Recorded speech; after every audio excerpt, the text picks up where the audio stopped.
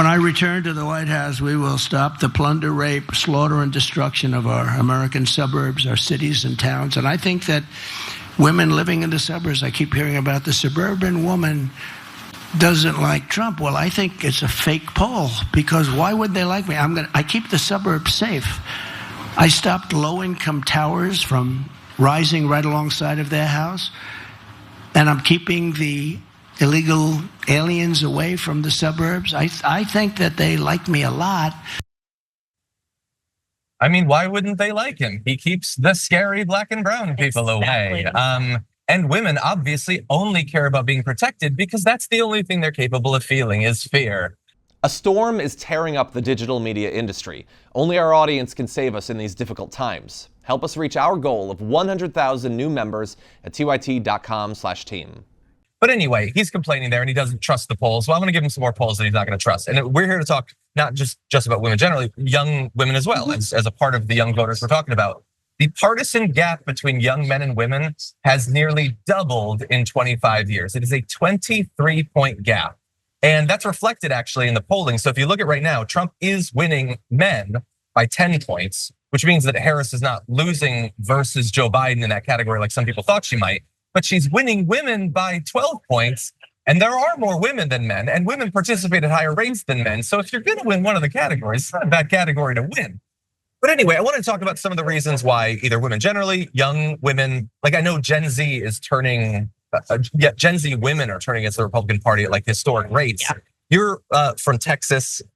Texas has been one of the states hit hardest and most horrendously by the killing of Roe v. Wade. I'm not saying that that's the only thing that's driving some of these women, but I think it's a pretty big one that he loves to claim credit for. So what do you think about this mix of topics? Well, there was so much in there. And just to go back to what you said and he said, Donald Trump has built a career, and you can see it as a deep prejudice held within him for decades against Black and brown communities, invoking long-held deep-seated racism of causing fear, invoking fear of dangerous Black and brown men. And it is just like absolutely appalling to watch. And then we see the huge gender divide, right, amongst young women. Of course, abortion, big motivator. In 2022, we saw that 2/3 of young women said, I'm turning out to vote because of abortion. And we saw the red wave never happen. And that was because in huge part, young people turned out to vote. And it canceled out the Republican boomer vote because they voted in such high numbers. We jokingly say that after we did our polling and did another temperature check this year, that it actually came up as a top issue also for young men of color, abortion did. Took about 9 months for them to realize it's going to be an important issue, but there they are. They're here now. Yeah, something to look into. I'm not sure about the timing, but they're here now. And so we know also that we have to focus on young men and young men of color in particular at Next Gen, because we did see last election. Now this is overall for young people. 71% of young women vote for Democrats. 71%. That's crazy. It's 53% of young men. And so this is a very large divide that we need to address. And so we've launched like our Men's Voter Power campaign focused on young Black and brown men. And we named it Power. And there was actually debate within our organization because some people said we don't want, power could invoke like power over us as women. And we said, no, actually, our Black and brown male staff said, no, we want power. We want power to protect our communities and what we love. Yeah. And there's a difference between misogyny and masculinity. And so I think that's what we're really trying to own is like, let's connect to the culture. Let's lift up, especially the Black and brown men and what they're up against, and making sure we're creating space for them as well is really important. Yeah, I like it. I love it. Sharon? I do too. I wonder, okay, so we have all this enthusiasm and it's palpable, it's all over. And like you said, it's just incredible numbers. You're talking about 300% increase and being fully staffed, but enthusiasm's one thing.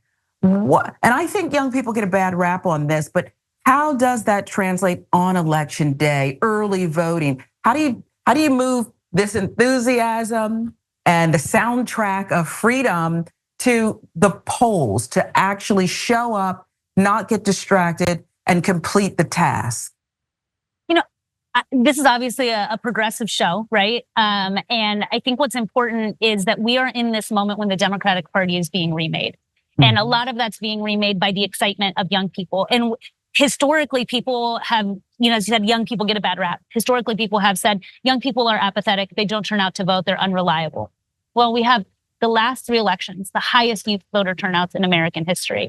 You see, this is one of the most civically engaged, and I don't mean voting, I mean marching, protesting, organizing generations in American history. This also happens to be the largest generational voting bloc, Gen Z and millennials now.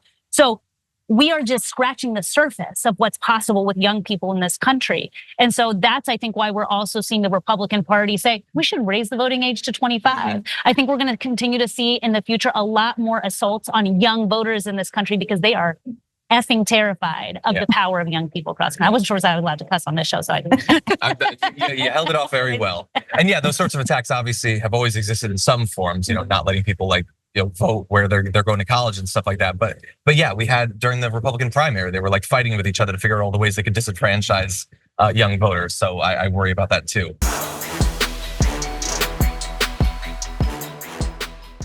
When you click the join button and become a tier 2 member, you get access to all of our weekly top 10 lists. What are you waiting for?